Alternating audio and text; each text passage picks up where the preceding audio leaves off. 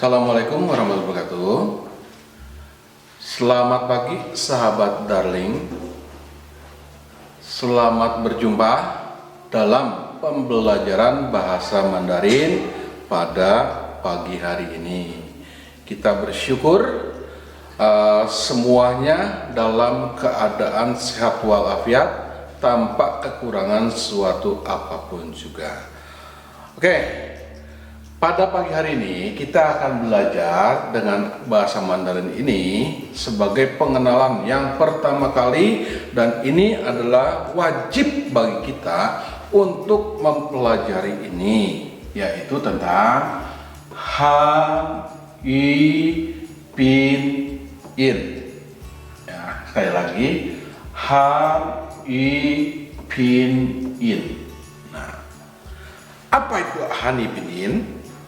Han Pinyin adalah cukup sederhana, yaitu pelatihan aksara Mandarin. Mengapa harus dilatinkan aksara Mandarin ini? Karena aksara Mandarin ini lain daripada yang lain dari seantero bahasa yang ada di dalam dunia. Ya, kalau kita perhatikan aksara Mandarin ini sangat aneh sekali begitu. Saya sering mengumpamakan kalau aksara Mandarin itu ibaratnya seperti jahe. Ya, kita semua ngerti lah, kita tahu ya bagaimana bentuk jahe ketika dicabut. Nah, kira-kira seperti itu.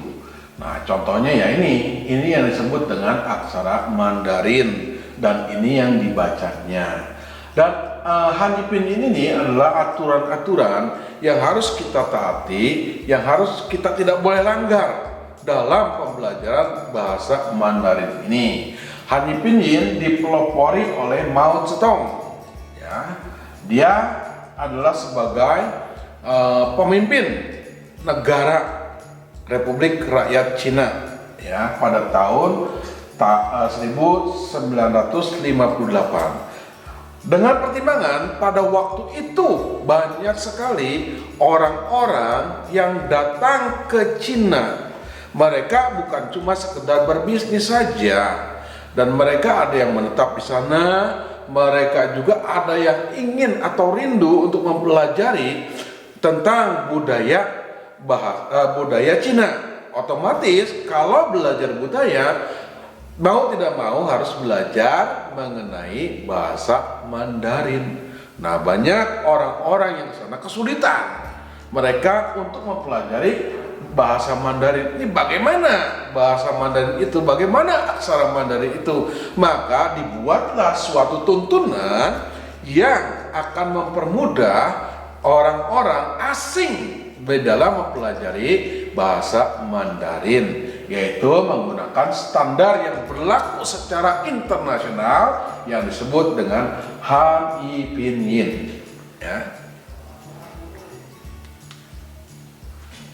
Nah, Han Pinyin, dalam Han Pinyin ada 3 hal yang harus dipelajari oleh seseorang sebagai pelajar asing. Ya. Apa ketiga hal itu? Yaitu Sengmu, yang pertama Sengmu, yang kedua Yinmu, dan yang ketiga Sengtiao. Ya, sekali lagi, yang pertama adalah Sengmu, yang kedua adalah Yinmu, dan yang ketiga adalah Sengtiao. Nah, kita bahas satu persatu. Yang pertama adalah Sengmu. Ya, Sengmu. Sengmu itu apa? Karena ini terus terang tidak ada di dalam pembelajaran manapun juga begitu. Yang ada hanya di dalam bahasa Mandarin. Sengmu ini adalah sekumpulan konsonan dalam aksara Latin, aksara yang biasa kita pakai, kita pergunakan dalam bahasa Indonesia seperti A, B, C, D, E sampai Z begitu. Itu adalah aksara-aksara yang kita pahami dari sejak taman kanak-kanak sampai pada saat ini, dan itu adalah aksara baku. Nah, maka dengan adanya aksara Sengmu ini, para pelajar-pelajar asing itu sangat terbantu sekali di dalam mereka memahami kata dari kata sehingga menjadi kalimat dalam bahasa Mandarin. Nah, semu ini ada 23. Ada 23 ya. Apa saja ya? Nah, yang pertama B. B itu dibaca menjadi P. Jadi dalam pengucapan selanjutnya kalau kita ketemu dengan huruf B itu tidak boleh kita membaca itu B, tetapi harus dibaca dengan kata P ya atau P. Nah, P itu menjadi P ya. M tetap M ya atau M. F dibaca menjadi F. D dibaca menjadi T. T dibaca menjadi T. N dibaca menjadi N. L dibaca menjadi L. G dibaca menjadi K. K dibaca menjadi K. H dibaca menjadi H. J, nah perhatikan di sini ya, lain daripada yang lain. J itu tidak dibaca menjadi C ya, karena di sini ada ya tuh ya dua ya, ZH, Z, nah itu C, tapi dibaca menjadi Ci ya, Ci. K dibaca menjadi Ci. X dibaca menjadi Si ya. ZH itu menjadi C. CH dibaca menjadi C. SH dibaca menjadi S. R, nah ini R ya. R pakai lidahnya, lidah pendek menjadi R. R. R. Z dibaca menjadi C. C dibaca menjadi C. S dibaca menjadi S. Y menjadi Y. W menjadi W ya. Nah itu kalau diucapkan secara satu persatu. Nah oleh sebab itu kalau kita baca secara keseluruhan adalah sebagai berikut ya. P, P, M, F, T, T, N, L, K, K, H, Ci, Ci, Si, Z, Z, S, Er, Z, C, S, Y, W. Ini adalah secara keseluruhan disebut dengan semu atau inisial atau konsonan. Dari seantero konsonan yang kita pahami di dalam aksara Latin, kalian lihat di sini tidak ada huruf V ya, V. Kenapa? Karena huruf V sudah diwakili dengan huruf F ya, jadi V tidak termasuk di dalamnya. Oke, selanjutnya yang kedua ya, yaitu yinmu. Yinmu ya, yinmu atau disebut dengan istilah final atau juga huruf-huruf vokal. Nah, perhatikan di sini huruf-huruf vokal ada 3 bagian ya, karena tidak sama dengan yang lain ya. Nah, yang pertama disebut vokal dasar, yang kedua adalah vokal rangkap, yang ketiga adalah vokal gabungan. Nah, kita lihat yang pertama yaitu vokal dasar. Seperti kita ketahui bersama-sama ya, vokal dasar itu ya cuma terdiri dari A, E, I, O, dan U ya, itu vokal dasar.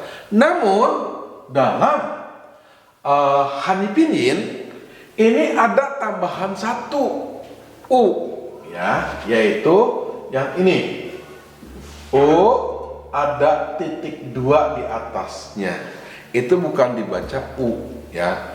Kalau dalam bahasa Jerman atau bahasa Belanda ya, ini huruf ini dibacanya adalah U ya, U. Nah, ya, U memang agak susah untuk mengucapkan ini, ya. Bukan i dan juga bukan u, ya, tapi memang disuarakan seperti itu. I, ya, i. Itu adalah vokal dasar, ya. Yang kedua adalah vokal rangkap, yaitu I, au, au, e, ia, ie, io, iu, oi, ou, wa, wi, wo. Nah, u titik dua dan e dibacanya adalah ye. Ya. Oke ya. Sekarang yang ketiga, vokal gabungan. Ya. Ada 4. Iau, iyo, wai, wei. Ya. Iau, iyo, wai, wei. Ya. Nah. Yang keempat, ya masih ada sangkut pautnya dengan apa? Dengan yinmu, yaitu vokal nasal. Dikatakan di sini, saya catat, terdapat 1 dan 2 nada tunggal dan 1 konsonan nasal. Ya. Nah, ini yang dimaksud dengan konsonan nasal nih. Satu konsonan nasal. Nah, kalau yang 2 seperti ini. Ya, ini. Nah, ini 2. Nah, jadi penyebutannya ya sama seperti ini, yaitu an, en, ang, eng, ong, ian, in, iang, ing, iong, uang, un, uang, uang, ieng, yen, yun. Ya, nah sekali lagi yang ini saja ya. Yeng, yen, yun. Nah, inilah sekumpulan inilah yang termasuk di dalam vokal nasal. Nah, oke. Yang bagian yang ketiga dari hanyi pinyin yaitu sengtiao atau disebut dengan nada baca sengtiao, ya, sengtiao nada baca. Sini katakan begini. Dalam bahasa Mandarin, nada baca memegang peranan penting karena akan memberikan arti dalam setiap nadanya. Bila salah pengucapannya, maka salah juga dalam pengertiannya. Jadi, walaupun dalam bahasa Mandarin, ya, saya contohkan seperti ini contohnya ya. Ini semua tertulis kata wo, tapi kita harus jeli dengan apa? Tanda-tanda atau nada baca ini 1, 2, 3, 4 ya. Wo ini dengan wo ini itu sudah lain artinya ya. Ada wo saya, ada wo untuk goyang, ada wo untuk artinya adalah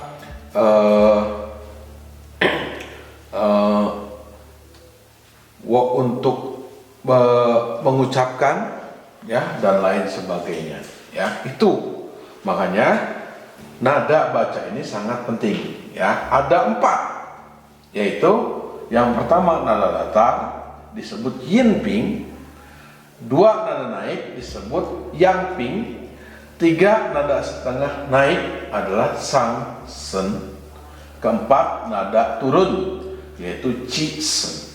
Contoh pengucapannya adalah sebagai berikut. Nada pertama dari kata wo adalah wo. Sekali lagi saya ulang, wo. Itu adalah nada yang pertama. Nada yang kedua adalah wo. Wo. Itu nada kedua. Nada ketiga adalah kita seperti menghela nafas ya, menghela nafas. Bunyinya adalah sebagai berikut. Wah, wah, wah, itu 3. Nah, nada keempat adalah wah. Nah, seperti itu, wah. Nah, jadi kalau dibaca secara keseluruhan adalah wah, wah, wah, wah. Oke ya.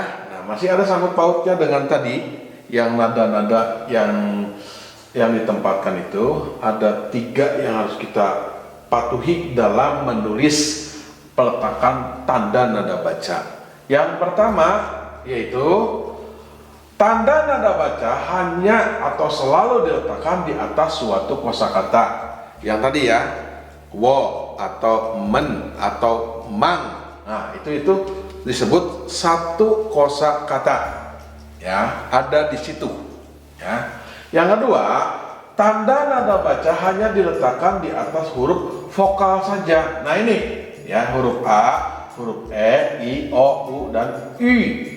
Ya, Y. Nah, itu di situ ditaruhnya, tidak boleh ditaruh di huruf konsonan. Ini sudah aturannya seperti begitu. Dan yang ketiga, peletakan tanda nada baca dilakukan secara berurutan sesuai dengan urutan huruf vokal. Maksudnya adalah begini. Misalnya kalau dalam satu kosakata ya ada kata seperti ini. Ya, kembali ke sini. Nah, ini ya. Nih. Uang. Huruf A ini kan walaupun dia diapit di kata antara U dan N, karena posisi huruf A ini adalah dalam urutan abjad di awal, maka tanda nadanya itu harus diletakkan di atas huruf A. Ya, di sini berarti. Nah, ya lihat, perhatikan sini. Ini I huruf besar yang pertama. Kok nggak dilakukan ditaruh di huruf I saja? Tetap tidak bisa karena urutannya adalah A yang paling awal. Nah, maka tetap harus taruh di situ. Bisa nada yang pertama, nada kedua, nada ketiga, atau nada keempat. Ya. Nah, sekarang ini itu untuk A ya. Nah, sekarang I dan O. Nah, ini ya, I dan O. Yong kan di sini. Nah, I ini dengan O berarti kan duluan duluan I. Maka tanda nadanya itu ditaruh di huruf I di sini. Ya, di huruf I di sini. Nah, baru huruf kalau nggak ada, misalnya kata ong. Nah, ini kan udah nggak ada lagi. Nah, maka ditaruh di huruf O. Lain kalau seperti begini. Nah, kalau yang titik 2 begini, bagaimana? Yang titik 2 begini tetap saja. Karena U ini, ya, U ini ada di bagian akhir, otomatis dia nggak boleh melangkahi huruf E. Tetap harus ada tanda nadanya itu di huruf E. Ya. Nah, sekarang kalau huruf I-nya itu seperti ini kasusnya, UIN. Nah, itu bagaimana dengan peletakan tanda nadanya? Tetap ada di huruf U ini. Nah, dengan catatan titik 2 yang ada di huruf U ini harus dihilangkan dulu, baru kita beri tanda nadanya itu nada keberapa? Nada ke-1, nada kedua, nada ketiga, atau nada keempat. Begitu seterusnya dalam peletakan tanda nada baca. Ya. Oke, saya rasa sampai di sini pertemuan kita. Kita akan lanjutkan dalam pembelajaran mendatang. Terima kasih. Assalamualaikum warahmatullahi wabarakatuh. Taja Chow An Chai Chien.